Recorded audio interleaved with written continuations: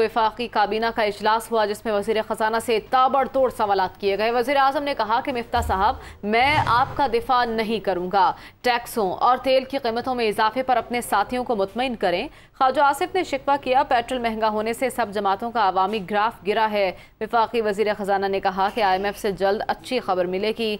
अमीरों के लिए टैक्स बढ़ाया है, जबकि वजीर आजम ने कहा कि इंशाअल्लाह जल्द ग्रे लिस्ट से वाइट लिस्ट में जाएंगे। वजीर आजम ने फतह अहदाफ हासिल करने पर पाक फौज और मुतल्लिका इदारों को खिराज तहसीन पेश किया। ख्वाजा आसिफ ने शिकवा किया कि पेट्रोल महंगा होने से सब जमातों का अवामी ग्राफ गिरा है, जबकि वफाकी वजीर खजाना ने कहा कि IMF से जल्द अच्छी खबर मिलेगी।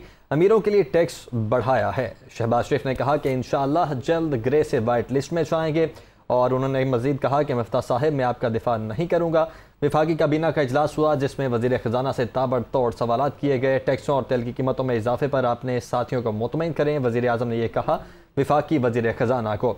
जबकि वजीर आजम शहबाज शरीफ ने मजीद कहा कि फतह अहदाफ हासिल करने पर पाक फौज और मुतल्लिका इदारों को खिराज तहसीन पेश करते हैं। तो वफाकी काबीना का इजलास हुआ जिसमें वजीर खजाना से ताबड़तोड़ सवालात किए गए। वजीर आजम ने कहा कि मिफ्ता साहब, मैं आपका दिफा नहीं करूँगा। टैक्सों और तेल की कीमतों में इजाफे पर अपने साथियों को मुतमईन करें। जबकि ख्वाजा आसिफ ने शिकवा किया कि पेट्रोल महंगा होने से सब जमातों का अवामी ग्राफ गिरा है।